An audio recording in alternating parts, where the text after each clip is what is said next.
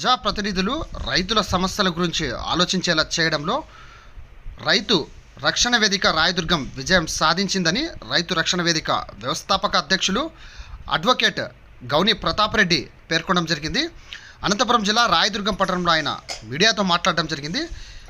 ఎప్పుడైతే తాము స్వయంగా వెళ్ళి కలిసి రాయదుర్గంలో నెలకొన్న విచిత్ర పరిస్థితులు, వర్షాభావ పరిస్థితులు, సాగునీరు లేని పరిస్థితులను ప్రశ్నించకుండా ఉంటే రైతుల అభివృద్ధి చెందే అవకాశం లేదని వారికి అవగాహన కల్పించడం వల్లనే నేడు ప్రజాప్రతినిధులు, ప్రధాన పార్టీల అభ్యర్థులు తాను గెలిస్తే రైతులకు ఏమేమి చేయగలమో వివరించడం శుభ పరిణామమని ఆయన పేర్కొనడం జరిగింది. ప్రస్తుతం ఎమ్మెల్యే అభ్యర్థులు ఆయా గ్రామాలను సందర్శించిన సమయంలో ఆ గ్రామంలోని చెరువులను నీటితో నింపుతామని చెబుతుండడం విశేషమన్నారు. టీడీపీ ఎమ్మెల్యే అభ్యర్థి కాలు శ్రీనివాసులు ఒక అడుగు ముందుకేసి కనేకల్ చెరువులో పూడికను తమ హయాంలో తొలగించినట్లు అని తెలిపారు. దాదాపు 1,00,000 ఎకరాల వరకు సాగునీరు అందించడమే తమ ధ్యేయమని చెప్పడంతో సంతోషదాయకమన్నారు. అలాగే ఉంతకలు రిజర్వాయర్పై సెల్ఫీ వీడియో కూడా తీసినట్లు తెలిపారు. ఇటీవల వైసీపీ ఎమ్మెల్యే అభ్యర్థి మెట్టు గోవిందరెడ్డి సైతం బీటీపీ ప్రాజెక్టుకు ఎంత మేర నిధులు మంజూరయ్యాయి తదితర విషయాలను వివరించడం ఎంతో గొప్ప విషయమన్నారు. ప్రస్తుత ప్రజాప్రతినిధులు రైతుల గురించి ఆలోచించడం, రైతు సమస్యలపై చర్చించడం, రైతులకు సాగునీరు అందించాలని తపన పడేలా చేయడంలో రాయదుర్గం రైతు రక్షణ వేదిక విజయం సాధించడం జరిగిందని ఆయన పేర్కొనడం జరిగింది. రాబోయే రోజుల్లో రైతులకు ప్రత్యేకమైన మేనిఫెస్టోను రాయదుర్గం అభ్యర్థులు విడుదల చేయాలన్నారు. రైతులకు న్యాయం జరగకపోతే రైతన్నలు ముందడుగు వేసి ప్రతి ఒక్కరూ ఇండిపెండెంట్గా పోటీ చేసి వారికి రైతుల సత్తా ఏంటో చూపించాలని ఆయన పిలుపునివ్వడం జరిగింది. నిరంతరం రైతుల పక్షాన పోరాడుతూ రైతు సమస్యల పరిష్కారమే ధ్యేయంగా రైతు రక్షణ వేదిక ముందుకెళ్తుందని ఆయన పేర్కొనడం జరిగినది అని కూడా చెప్పినారు. అలాగే సాగునీటి ప్రాజెక్టుల గురించి రీసెంట్గా ఒక సెల్ఫీ తరఫున రాయదుర్గం అభ్యర్థి అయిన కాలు శ్రీనివాసులు గారు ఈ ఉంతకల్లు రిజర్వాయర్ గురించి కూడా సెల్ఫీ వీడియో తీశారు. దాన్ని కూడా సాధిస్తామని చెప్పినారు. ఇవన్నీ శుభ పరిణామాలే. వీళ్ళు పొరపాటును మళ్ళా గెలిస్తే చేస్తారా లేదనేది సెకండరీ. కనీసం రైతు సమస్యల గురించి, రైతు ఇప్పుడు సాగునీటి కొరత వల్ల పడుతున్న ఇబ్బందుల గురించి వాళ్ళని ఆలోచింపజేయడంలో మన రాయదుర్గం రైతు రక్షణ వేదిక విజయం సాధించింది అని నేను మీ అందరికీ తెలియజేయాలనుకుంటున్నాను.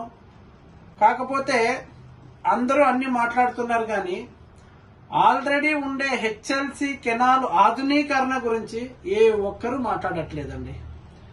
హెచ్ఎల్సి కెనాల్ ఆధునీకరణ చేయాలి. అక్కడ 2,400 క్యూసెక్కుల సామర్థ్యంతో ఆ కెనాల్ వెళ్తా ఉంది. దాన్ని 4,200 క్యూసెక్కుల సామర్థ్యంతో వైడనింగ్ చేయాలని, హెచ్ఎల్సి కెనాల్ వైడనింగ్ చేయాలి, డెవలప్ చేయాలని చెప్పి 2007లో వైఎస్ఆర్ గారి ప్రభుత్వం నిర్ణయం తీసుకుంది. అందుకు తగినట్టుగా చర్యలు కూడా తీసుకుంది. 6 ప్యాకేజీలను ఆమోదించింది.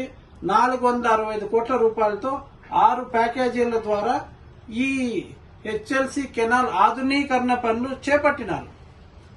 కాకపోతే ఈ 6 ప్యాకేజీల కాంట్రాక్టర్లు ఏవేవైతే ఎక్కువ లాభం వచ్చే పనులు ఉంటాయో, ఎక్స్కవేషన్ పనులు మాత్రమే, మట్టిని తీసి వైడనింగ్ చేసే పనులు మాత్రమే చేసి ఆ ఓల్డ్ స్ట్రక్చర్స్ ఏమైతే ఉంటాయో, బ్రిడ్జుల్ని, మళ్ళీ అలాగే గేట్లని, అండర్ టన్నెల్స్ ని అలాగే ఓల్డ్ స్ట్రక్చర్ లోని వదిలిపెట్టేసి ఎక్స్కవేషన్ పనులు మాత్రమే చేసి వాటికి సంబంధించిన బిల్లుల్ని తీసేసుకొని పెండింగ్ పెట్టినారు.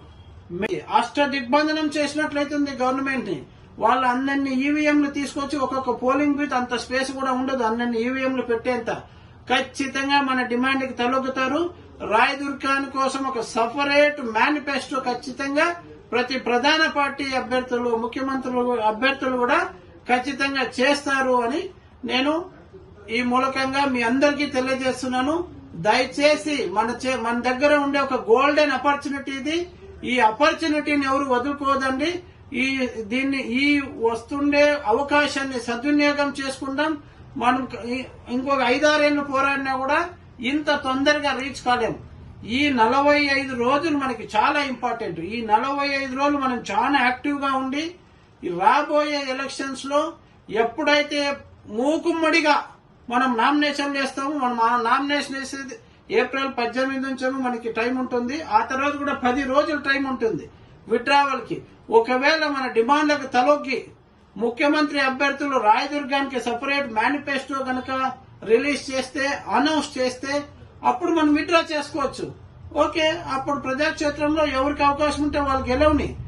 ఇంత చేసిన తర్వాత మాట మీద, కనీసం ఇంత జరిగిన తర్వాత ఇచ్చిన మాట మీద ఏ ముఖ్యమంత్రి అభ్యర్థి అయినా నిలబడతారు, దాన్ని పాటిస్తారన్న నమ్మకం నాకుంది. సో దయచేసి దీన్ని నెగ్లెక్ట్ చేయొద్దండి.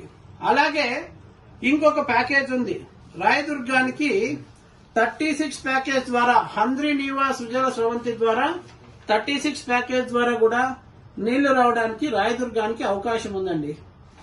ఈ ప్యాకేజ్ కూడా ఎవ్వరు ఈ ప్యాకేజ్ గురించి మాట్లాడట్లేదు. మాల్యం బ్రాంచ్ కెనాల్ నుంచి స్టార్ట్ అవుతుంది. ఈ పేరూరు బ్రాంచ్ కెనాలు, అలాగే హగరి బ్రాంచ్ కెనాలు ఇక్కడ నుంచి స్టార్ట్ అయితే రాయదుర్గంలోని ఆవుల దట్ల వరకు ఒక ఆక్వాడక్ట్ మూలంగా వేదావతి హగరి నదిపై నుంచి కూడా వస్తుంది. ఆవుల దట్ల సరౌండింగ్స్ లో 10,000 ఎకరాలకి సాగునీరు. ప్రతినిధి వాళ్ళ పార్టీ చీఫ్ తో, వాళ్ళ పార్టీ ముఖ్యమంత్రి అభ్యర్థులతో ఖచ్చితంగా ఒక అనౌన్స్మెంట్ చేయాల్సిన అవసరం ఉంది. ఆ అనౌన్స్మెంట్ లో రాయదుర్గంకి సెపరేట్ ప్యాకేజ్, సెపరేట్ మేనిఫెస్టో రాయదుర్గంకి చేయాల్సిన అవసరం ఉంది. ఇది గనక జరగకపోతే రైతులందరూ సిద్ధంగా ఉండాలి. రాబోయే అసెంబ్లీ ఎలక్షన్స్ లోను, రాబోయే పార్లమెంట్ ఎలక్షన్స్ లోను ప్రతి పల్లె నుంచి కనీసం 10-15 మంది రైతులు రెడీగా ఉండాలి. మనం కూడా ఇండిపెండెంట్ గా నామినేషన్ వేద్దాం. ప్రధాన ప్రతిపక్ష పార్టీలందరినీ ఇబ్బంది పెడదాం. లేకపోతే మన గురించి ఎవరు పట్టించుకునే పొజిషన్ లో లేరు. ఖచ్చితంగా ప్రతి పల్లె నుంచి 10-15 మంది ఎమ్మెల్యేకి, 10-15 మంది ఎంపీకి నామినేషన్ వేసినామంటే అక్కడ ప్రతిష్టంభన జరుగుతుంది. దిగ్బంధనం చేసినట్లయితుంది గవర్నమెంట్ ని. వాళ్ళందరినీ ఈవీఎంలు తీసుకొచ్చి ఒక్కొక్క పోలింగ్ బూత్ అంత స్పేస్. రాయదుర్గం రైతన్నలారా అందరికీ నమస్కారం. రాయదుర్గం రైతుల సమస్యల కోసం పోరాడడానికే రాయదుర్గం రైతుల రక్షణ వేదిక ఏర్పాటు చేయడం జరిగింది. అన్నదాతల సమస్యలు తీర్చేంత వరకు గౌని ప్రతాప్ రెడ్డి యొక్క రాయదుర్గం రైతు రక్షణ వేదిక ముందడుగు వేస్తానే ఉంటుంది. మేము ఈ ముందడుగు వేయాలంటే మీ అందరి సహాయ సహకారాలు, మీ అందరి సలహాలు, సూచనలు మాకెప్పుడు ఇస్తానే ఉంటారని ఆశిస్తూ మీ గౌని ప్రతాప్ రెడ్డి, రాయదుర్గం రైతు రక్షణ వేదిక వ్యవస్థాపకులు.